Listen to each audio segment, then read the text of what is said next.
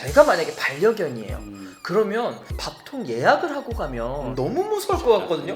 공포 영화지. 갑자기 막 반려견이 뭐 다른 사람을 보고 짖거나 공격성을 보이거나 훈련을 반드시 하셔야 돼요. 충분히 준비된 상태에서 입양을 한다고 하면 제가 장담 드릴게요. 훨씬 더 행복해지고 건강한 삶을 살 수 있을 거예요. 안녕하세요, 다니쌤입니다.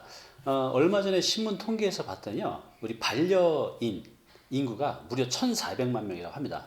우리나라 인구로 따져보면 거의 4명 중 1명 이상이 강아지를 키우면서 사시는 거죠. 그런데 이 강아지하고 우리 사람하고는 행동 특성이 좀 다르잖아요. 서로를 잘 이해를 못해서 행복하게 잘 지내야 되는데 강아지는 강아지대로 또 사람대로 스트레스를 받고 사는 분들이 많이 있는 것 같아요. 저 역시도 그렇습니다. 그래서 오늘은요, 이 반려견 행동심리 전문가를 모셔서 여러분들이 잘 몰랐던 것들 제가 하나씩 여쭤보겠습니다. 안녕하세요. 네. 안녕하세요. 네, 본인 소개 간단히 부탁드리겠습니다. 네, 안녕하세요. 다니TV 구독자 여러분. 저는 고쌤이라고 합니다. 네. 반려견 행동심리 전문가고요. 네.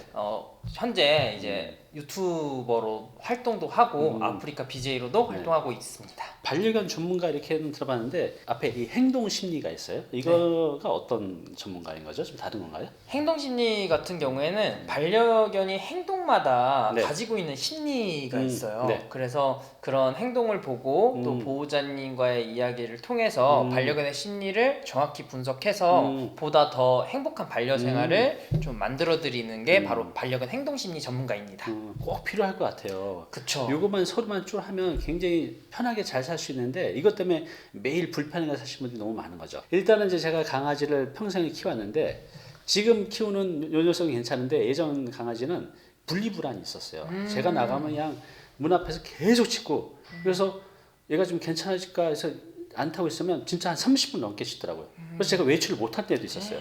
지금 강아지를 키우시는 분들 중에서는 이런 분리불안 때문에 서로가 이 강아지 입장에서 또 얼마나 고통스럽겠어요. 이 분리불안 이게 왜 생기고 어떻게 해결할 방법이 있을까요?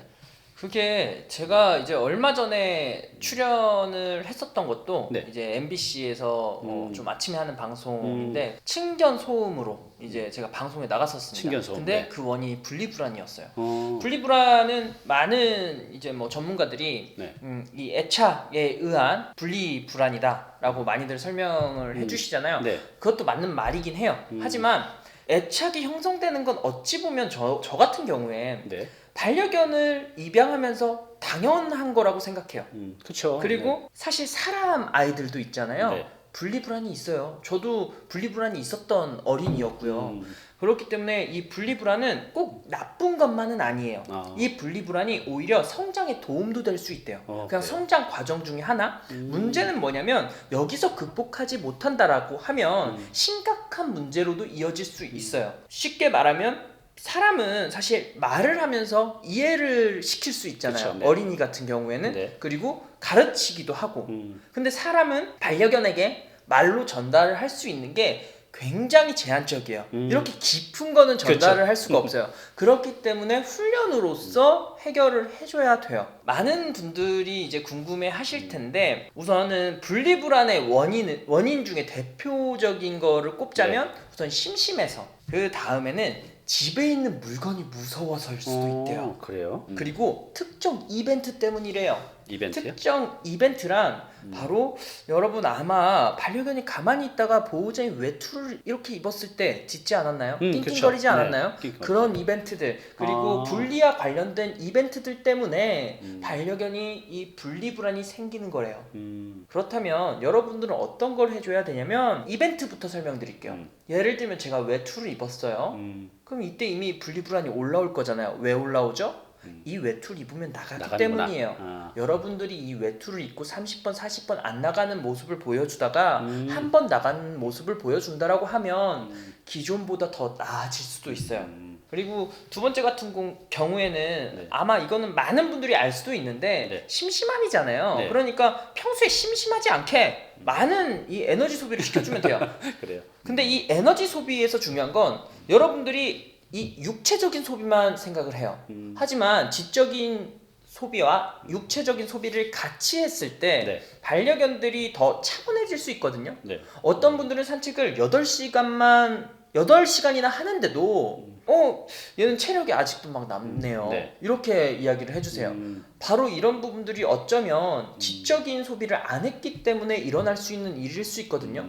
그래서 이 지적인 소비는 뭐 예를 들면 노즈워크나 아니면은 좀 생각하는 뭐 띵킹 트레이닝 이런 것들을 해서 좀 지적인 소비와 같이 해주면 아이들의 좀 심심함을 풀어주지 않을까라는 생각이 들어요. 그래요.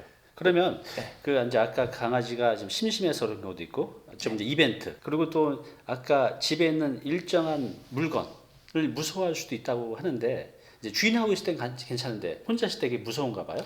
그걸 평소에는 무서웠는데 네. 보호자와 함께 하니까 좀 괜찮았었을 수도 있죠. 근데 예를 들면 제가 만약에 반려견이에요. 그러면 밥통 예약을 하고 가면 그 수증기랑 기체들이 반려견 입장에서 그리고 제가 생각했을 때 너무 무서울 것 같거든요. 공포 영화지. 갑자기 막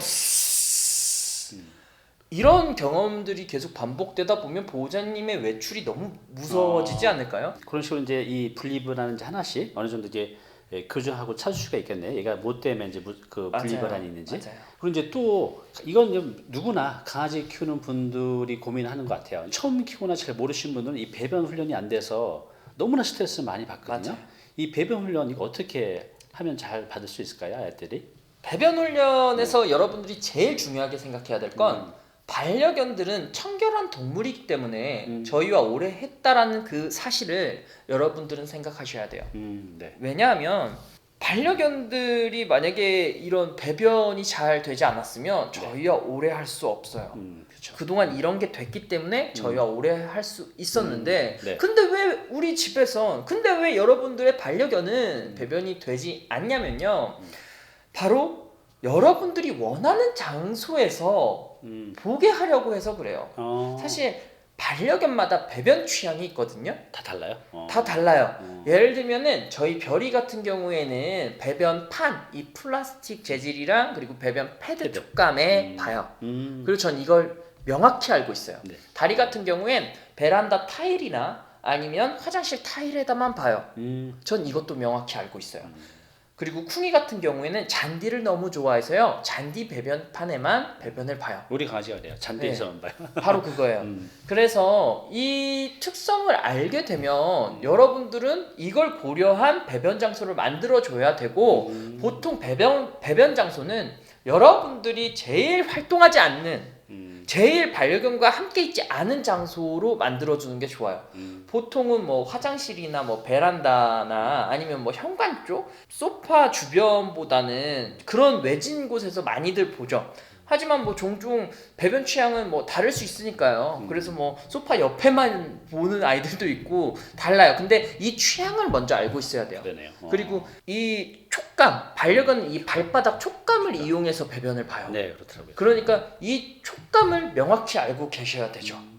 그리고 좀 안타까운 이야기를 제가 하나를 하자면 어떤 아이들은 배변을 보호자님이 더 화나게 하려고 마치 보호자님 앞에서 배변을 보는 아이들이 있어요. 그래요? 근데 그 경우는요 보통 반려견을 너무 많이 혼내서 반려견들이 이제 보호자님을 딱 봤을 때 또 막 무섭고 혼날 것 같으니까 자기가 약한 개체 새끼 강아지인 듯 배변을 그렇게 못 보는 행동을 하는 거예요. 아이고. 근데 거기서 또 혼나죠. 그래서 뭐 취향도 중요하고 제가 뭐 그 습성을 알려줬지만 제일 중요한 건요 여러분들이요 배변을 좀 생각을 하실 때 처음부터 100%의 성공률을 원하시는 게 아니고 좀 마음을 놓고 시작을 한다면 정말 배변 어렵지 않거든요. 그렇군요. 또 하나 이제 고민, 이게 가장 큰 고민인 것 같아요. 이웃 주민들하고의 어떤 민원의 소지도 있는 건데 짖는 거. 그렇죠. 여러분들도 이제 그런 경험이 있으실 거예요. 막 짖는 거 아니면 뭐 산책하다가 막 사람한테 짖는다든가. 그래서 이 짖는 거 이거 어떻게 고쳐야 될까요? 지진 같은 경우에는 사실 원인이 진짜 많죠. 아까 그렇겠죠? 제가 말한 뭐 분리불안으로 인한 하울링과 짖음이 있을 수도 있고 아니면은 이제 뭐 벨소리 이런 벨소리. 소리에 대한 네. 그리고 뭐 외부인의 이런 침입 침입. 네. 이런 좀 방어적 본능 때문에 짖기도 하고요. 때로는 놀자고도 짖어요. 너무 막 좋아가지고 네, 놀자고도 짖는데 뭐 놀자고 짖는 경우는 사실은 반려견을 막 교정을 하거나 아니면 뭐 훈련할 필요는 전 없다고 생각해요. 사실 그거는 그냥 적절히 놀게 해주고 그렇죠. 네. 좀 거기는 너무 과할 경우에 적당히 제어만 해주면 금방 행동이 바뀔 수 있으니까요. 근데 나머지 이제 벨소리나 이런 뭐 소리에 대한 이런 자극 이런 부분들 같은 경우엔 여러분들이 평소에 좀 반려견에게 자기한테 딱 집중할 수 있는 뭔가 스페셜한 그런 상황을 만들어줘야 돼요. 예를 들면 어떤 게 있을까요? 내 반려견이 가장 좋아하는 게 간식 부스럭부스럭 거리는 소리예요. 네. 그러면 벨소리를 들려줌과 동시에 부스럭부스럭 소리를 내봐요. 그러면 반려견한테 거기서 만약에 나한테 집중을 해! 그러면 괜찮아. 간식을 줘도 돼요. 아니면 공을 좋아해요? 그러면 벨소리를 누르고 공을 던져줘도 좋아요. 그럼 반려견은 벨소리에 집중하는 게 아니고 이 공에 집중을 하겠죠. 자, 여기서 중요한 건 이렇게 하고 끝이냐? 절대 아니죠. 우선은 보호자님한테 집중을 하게 한 다음에 그 다음에 나중에는 이 부스럭 소리가 없어도 그리고 이 장난감이 없어도 여러분에게 집중하게 하면 짖음은 모든 상황에서 제어가 될 수 있어요. 물론 분리불안은 제외하고요. 왜냐면 여러분들이 이 짖음을 반려견이 하는 그 뭐 대상, 뭐 환경 이런 것들을 보면 거기에 집중을 해요. 그리고 짖음을 못 멈추는 보호자님들을 보면요, 반려견이요 보호자님을 보질 절대 않아요. 그 상황에 아주 미쳐 있다고 볼 수 있죠. 그래서 그 심리를 보호자님한테 집중할 수 있게만 한다라고 하면 훨씬 더 짖음을 여러분들이 제어를 하게 되고 그 제어를 하게 되면서 점차 이런 짖음에 대한 여러분들의 스트레스도 사라지겠지만 반려견도 훨씬 더 안정적일 수 있을 거예요. 훈련을 들어갈 때 팁을 알려드리자면 우선은 벨소리 전에 공에 집중하게 하세요. 그 다음에 벨소리를 누름과 동시에 공을 던지고 그 다음에는 벨소리를 누르고 공을 던지고 천천히 세세하게 하면은 훨씬 더 집에서 훈련하기가 편할 거예요. 전 요것만 해결되면 참 좋을 것 같아요. 이 녀석이 요것 때문에 제가 하루에도 몇 번씩 스트레스 받거든요. 감사합니다. 자, 그리고 이것도 이제 제가 이제 강아지를 30년 이렇게 키웠는데 예전에 이렇게 강아지가 뭔가 잘못하면 외출하고 왔는데 애가 막 소파를 물어뜯었어요. 막 휴지를 막 물어뜯고 그럼 이제 야단을 쳤어요. 근데 지금은 어떠한 잘못해도 야단을 치지 않거든요. 제가 얼핏 들었는데 강아지들은 뭔가 잘못한 거는 이전 거고 와서 야단시키면 이제 뭔지 모른다는 거죠. 그래서 지금은 잘못을 해도 야단을 안 치는데 아이들이 잘못했을 때 어떻게 해야 될까요? 야단을 칠까요 말까요? 저는 우선은 이렇게 좀 쉽게 설명드리고 싶어요. 예를 들면 제가 맛있는 밥상을 이렇게 상을 차려놨어요. 근데 이제 드신 거예요. 제가 혼냈어요. 그냥 뭐 무슨 커뮤니케이션이 당연히 없었겠죠? 근데 혼냈어, 먹었다고. 황당하겠죠. 근데 그쵸. 반려견은 항상 그런 입장이에요. 왜냐면 반려견 본능으로는 당연히 그거를 해야 되는 거고 그런 상황과 환경 때문에 했어야 된 거고 그런 부분이 잘못이었다고 생각하고 보호자님이 싫어한다라고 생각했으면 안 했겠죠. 반려견은요 보호자님을 위해서 항상 죽을 준비도 되어 있어요. 그렇기 때문에 위험한 상황에서 짖고 자기가 먼저 달려가는 거예요. 그렇게 작은 개체가 뭐 큰 개체도 마찬가지고요. 그런데 이런 상황에서 혼내기까지 하면 사실 스트레스를 훨씬 더 많이 받겠죠. 그리고 풀어지는 건 하나도 없어요. 그리고 여기서 더 안타까운 건 이 보호자님 혼낸 행동이 스트레스일 경우엔 절대 해결되지 않고 오히려 악화가 되겠죠. 스트레스 때문에 이 행동을 했는데 스트레스를 더 줬으니 말이죠. 그리고 이런 것 때문에 제가 한번 조사를 해봤어요. 그랬더니 포르투갈 포르투 대학교에서 과연 혼내면은 정말 말을 잘 듣는지 이런 이제 연구를 해본 거예요. 그래서 뭐 A 그룹은 혼내지 않으면서 긍정적으로 좀 칭찬만 하면서 훈련을 했고요. 그리고 B 그룹은 좀 혼내면서 이렇게 좀 소세지 찾는 그런 훈련을 했어요. 근데 오히려 더 훈련에서 효과를 본 거는 칭찬만 했을 때였고요. 하물며 이 혼낸 그룹에서는 참 안타까운 결과도 나왔어요. 훈련사를 본 것 자체만으로 코르티솔 수치가 높아졌다라는 거예요. 스트레스를 받는 거군요. 그렇죠. 코르티솔 수치는 이제 스트레스를 받으면 나오는 호르몬인데 그 호르몬이 높아졌어요. 훈련을 하지도 않고 훈련 전에 보기만 했는데도요. 여러분들이 자꾸 혼내면요. 여러분만 봐도 반려견이 스트레스를 받을 수도 있어요. 정말 그렇게 키우고 싶으신가요? 그렇게 키우는 게 목적이 정말 아니라면 당장 혼내는 건 그만두셨으면 좋겠어요. 그러면 얘가 새로 산 소파를 막 물어 뜯어요. 네. 야단을 안 쳤어요. 또 사왔어요.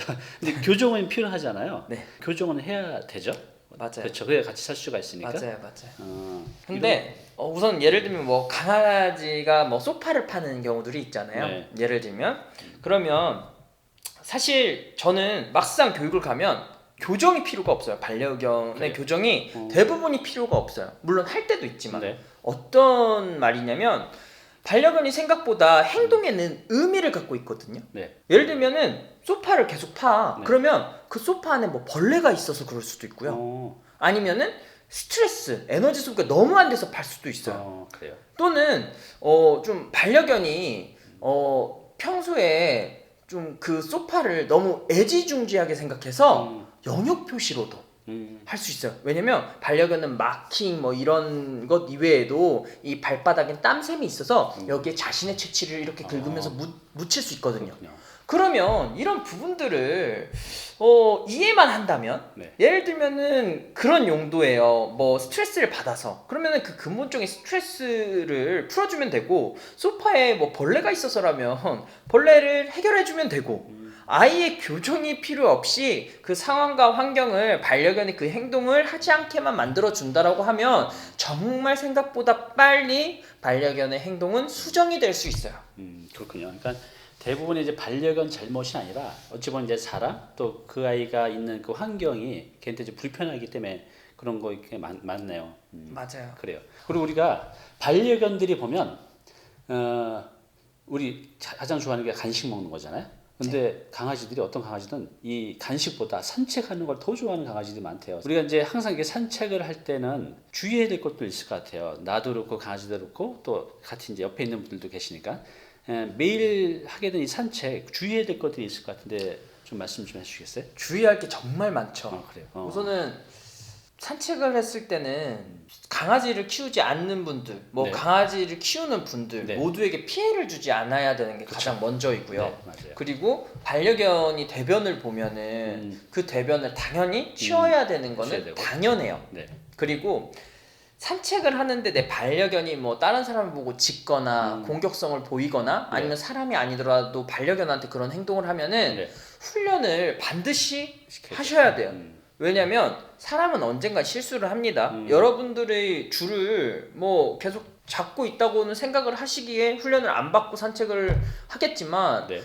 뉴스나 이런 사건 사고를 보면 해외에 있는 사건 사고를 보더라도 줄을 실수로 뭐 전화를 받다가 이렇게 줄을 놓쳐가지고 사람을 문다던가 사망 사고까지도 있어요. 그렇죠. 맞아요. 여러분들을 너무 믿지 마세요. 그리고 반려견은 그렇게 산책을 했을 때 효과가 사실 없어요. 오히려 더 스트레스를 받아요. 예를 들면 밖에 나가서 싸우고 왔어요. 그럼 여러분들은 밖에 나갔으니까 스트레스가 풀리나요?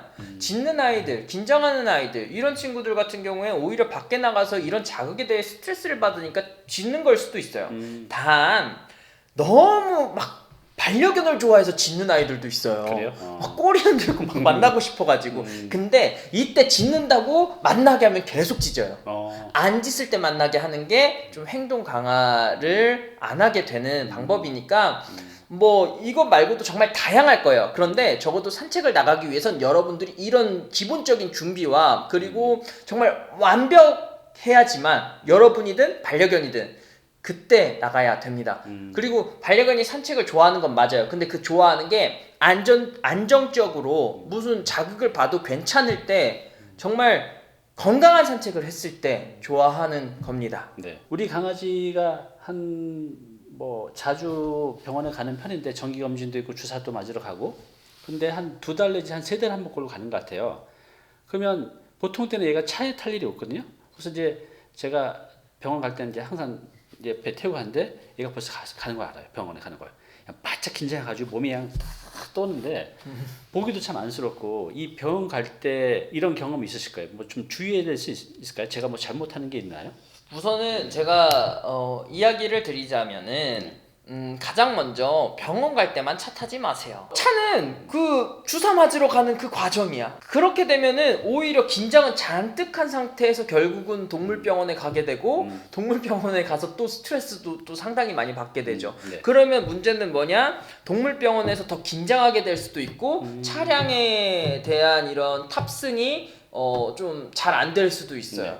그래서 너무 단점이 많기에 저는 항상 이 동물병원을 갈 때는 네. 차를 미리 좀 동물병원에 바치고 네. 주변을 좀 산책하다가 동물병원을 좀 들어가는 스타일이에요. 그러니까 바로 들어가지 네. 않고 좀 놀다가. 맞아요. 그리고 이것뿐만 아니라 네. 또 다른 걸 해주는 거는 동물병원을 꼭 이렇게 뭔가 주사를 맞거나 아니면 치료를 하러 가는 게 아니고요. 네. 저는 가끔 동물병원에 가서 간식도 더 많이 사고 이런 주사를 맞으러 가는 것보다 그리고 저희 별이가 꼭 하는 게 있는데 장난감을 제가 3개를 딱 이렇게 진열을 해요. 네. 동물병원 들어가면 우선은 그 얘가 원하는 걸 하나만 살 수 있는 거야. 네. 왜냐면 저희 별이는 장난감을 사면 그날 다 망가뜨리거든. 그래요. 그래서 하나만 사줘.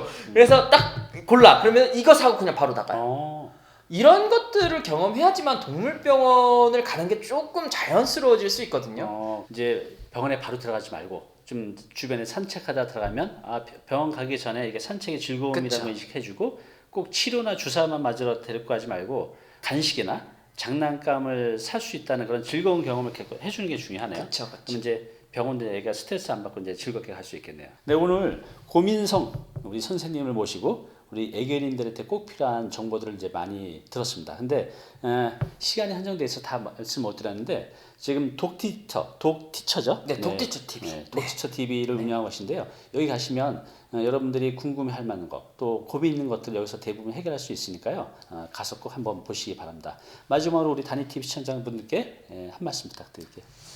반려견을 지금 키우려고 준비 중인 분들도 계실 거고 그리고 키우고 계신 분들도 계실 거고 또 뭐 전혀 생각이 없는 분들도 계실 텐데요. 어쨌든 다 똑같은 생명이잖아요. 사실 그렇죠. 네. 뭐 예를 들면 뭐 사슴벌레, 뭐 개미, 뭐 이런 것도 다 똑같은 저희와 진짜 다를 바 없는 그냥 살아있는 생명이에요.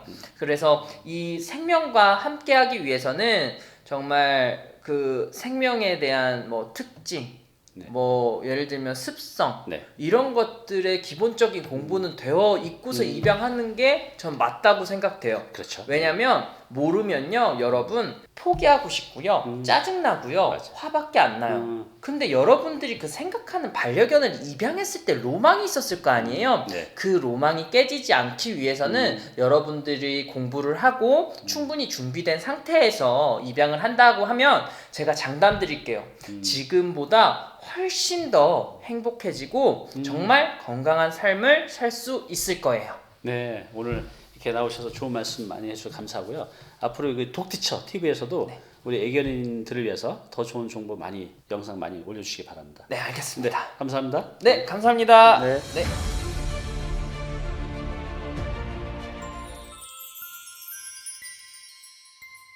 네, 오늘 정보 도움이 좀 되셨나요? 앞으로 이런 정보 계속 받아보실 분은요, 여기 구독 부탁드리고요. 그 다음에 오른쪽은 제가 추천하는 영상입니다. 꼭 한번 보시기 바랍니다.